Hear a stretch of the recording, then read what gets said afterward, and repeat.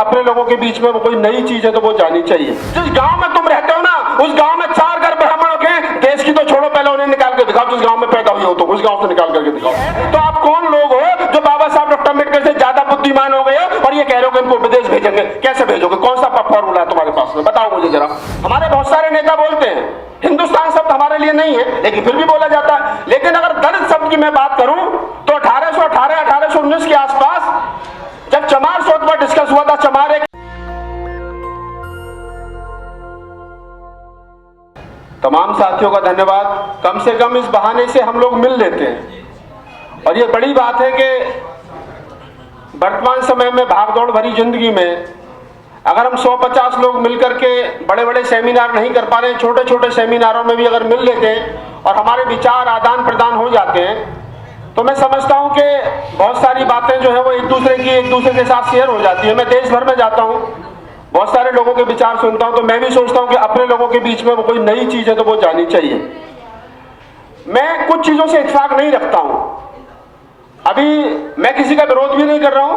पूर्व के वक्ताओं ने कहा कि मेरी बात बुरी लग सकती है, मैं माफी चाहता हूं, लेकिन मैं जब बाबा साहब को पढ़ता हूं, बाबा साहब का साहित्य पढ़ता हूं, तो मुझे लगता है कि बाबा साहब डॉक्टर अम्बेडकर ने कहीं ये बात कही नहीं है कि ब्राह्मण विदेशी है।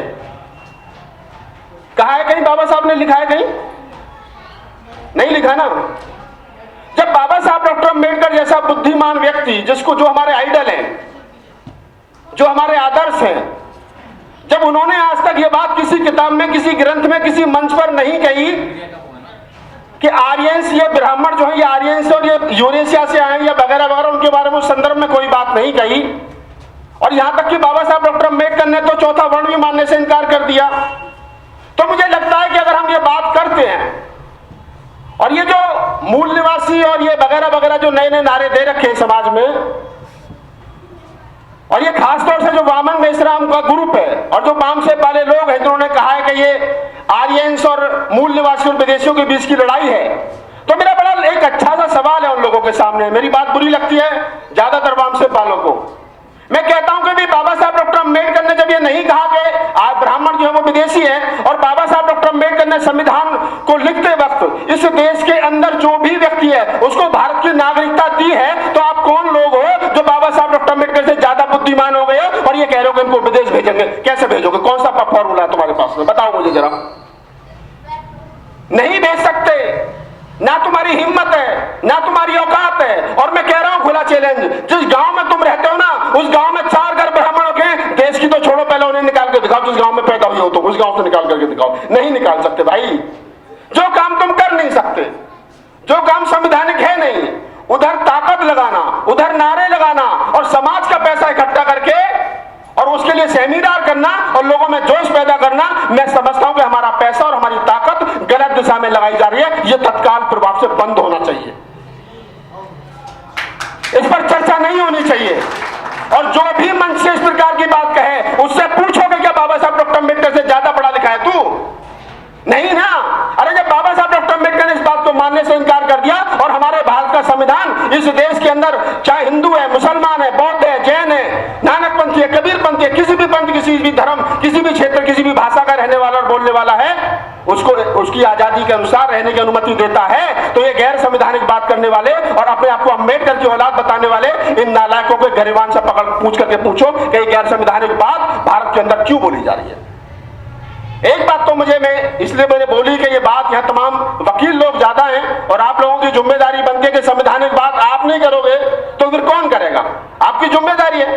और एक बात मैं यहाँ और कहना चाहता हूं। अभी हमारे साथी हैं राजेंद्र जी, एडवोकेट है और हमारे तो गांव के पास के हैं, उन्होंने दलित शब्द पर आपत्ति व्यक्त की। हो सकता है उनका मानना अलग हो, मेरा मानना अलग हो।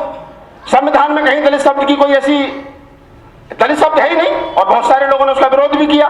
लेकिन अगर हम लोग यहाँ जितने लोग बैठे हैं, मैं समझता हूं कि सब लोग इंटेलेक्चुअल हैं, हम भी एक्टिविस्ट हैं, बोलते हैं जिंदा टीवी पर, मीडिया पर बोलते हैं, लिखते हैं, पढ़ते हैं। तो मैं ये कह रहा हूं कि अगर दलित शब्द से आपत्ति क्यों है, एक बार खुले मंच पर इस पर चर्चा कर ली जाए।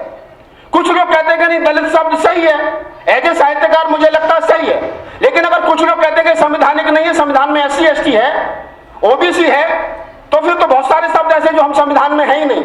हमारे बहुत सारे नेता बोलते हैं हिंदुस्तान शब्द हमारे लिए नहीं है, लेकिन फिर भी बोला जाता है। लेकिन अगर दलित शब्द की मैं बात करूं तो 1818 1819 के आसपास जब चमार शोध पर डिस्कस हुआ था, चमार एक इंग्लिश में किताब है, वो पढ़ना कभी, जब वो लिखी गई द चमार, तो उसके बाद में जब उस पर विश्लेषण किया गया, उस पर चर्चा की गई, तो चमार शोध पर ज्यादा लोगों को नाराजगी थी।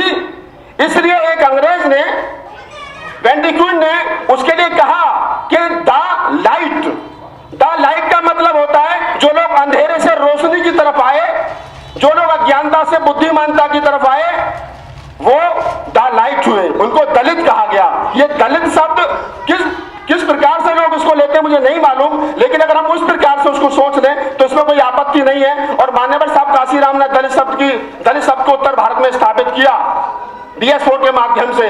तो जो लोग ये कह रहे हैं कि दलित शब्द में गलती है, हो सकता है वो उनका विचार अलग हो, लेकिन मेरा मानना यह है कि राजनीतिक रूप से उत्तर भारत में नहीं पूरे भारत में मैं मान्यवर साहब काशीराम को राजनीति का साइंटिस्ट मानता हूं। उन्होंने जो राजनीति में प्रयोग किए और जो सफल करके दिखाया और जो सफलता उनको मिली वो बड़ी है। मैं मान्यवर साहब काशीराम से बड़ा राजनीतिक दलित समाज में या SC/ST समाज में, बहुजन समाज में किसी को नहीं मानता। और बहुजन शब्द की बात जो कही गई उस पर मैं सिर्फ ये कह सकता हूं कि बहुजन हिताय बहुजन सुखाय बुद्ध ने भी कहा है, और मैं कहता हूं वो आज के समय में संविधान में नहीं है, तो इसका मतलब ये नहीं है कि हम 2500 साल पुराने बुद्ध के बहुजन हिताय बहुजन सुखाय के विचार को नकार दें। हम बुद्ध से ज्यादा कलबंद और बुद्ध से ज्यादा बुद्धिमान नहीं है, मेरा ये मानना है। और इन्हीं शब्दों के साथ मैं अपनी बात को खत्म करता हूं। नेशनल दस्तक की आपसे गुजारिश है कि अगर इसको बचाना चाहते हैं तो नेशनल दस्तक को सब्सक्राइब करने के लिए रेड कलर के सब्सक्राइब बटन को दबाएं, फिर बेल आइकन की घंटी दबाएं। नेशनल दस्तक को बचाने के लिए बहुत जरूरी है कि हर खबर को शेयर करें, लाइक करें, कमेंट जरूर करें।